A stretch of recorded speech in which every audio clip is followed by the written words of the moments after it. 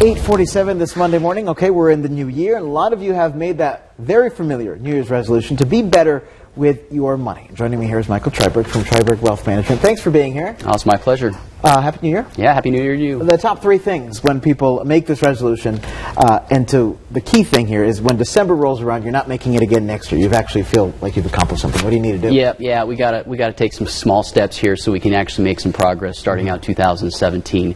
Really, the best thing to do, number one, is focus on reducing debt. Number two is going to be increasing our savings, and number three is looking at our investment allocations and having a balanced investment mix. All right, the debt, of course, impacts most people. Let's talk about that one first. Well, debt can be very overwhelming, and it's very difficult to get ahead when you're in debt. So really the focus needs to be to pay down this debt. One thing that I recommend, because it can be so overwhelming, is look at your smallest amount of debt first. If you've got an old credit card or a little student loan, not necessarily the lowest interest rate, but the smallest balance, get it paid off first. And that's going to really build some positive momentum going forward in the next year. Cool. And then you have the saving and the budgeting. Yes. Talk about that. Well, saving, we never save enough money.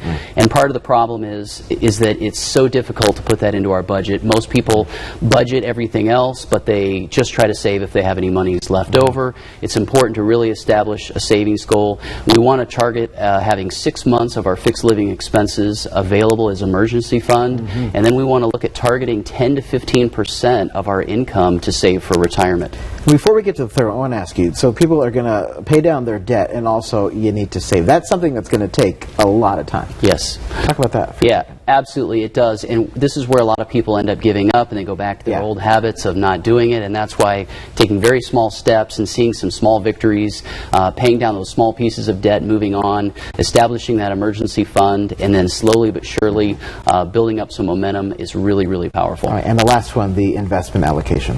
Yeah, it's absolutely imperative to have a balanced investment mix. One thing you always want to review is to make sure that your investments are really aligned with your risk tolerance, your goals, your time horizon, etc. This is where a lot of people panic and they make unnecessary changes when we start seeing market volatility. Now is a great time to review this since we've had such a recent run-up in the market in the last couple of months. And then at that point, when you get to that point, is a financial planner not a bad idea, or what do you think? Well, absolutely. Where a financial planner can help, if you're not sure how much you need to save in order to retire or meet some of your goals, talk to a financial planner that can really put you on the right track. And also to review your risk tolerance to make sure your investments are right for you. That's also where a financial planner can help. All right, Michael Treiberg, thanks for being here. All Appreciate right. it. Happy New Year to you. Happy New Year. All right, Sasha, over to you.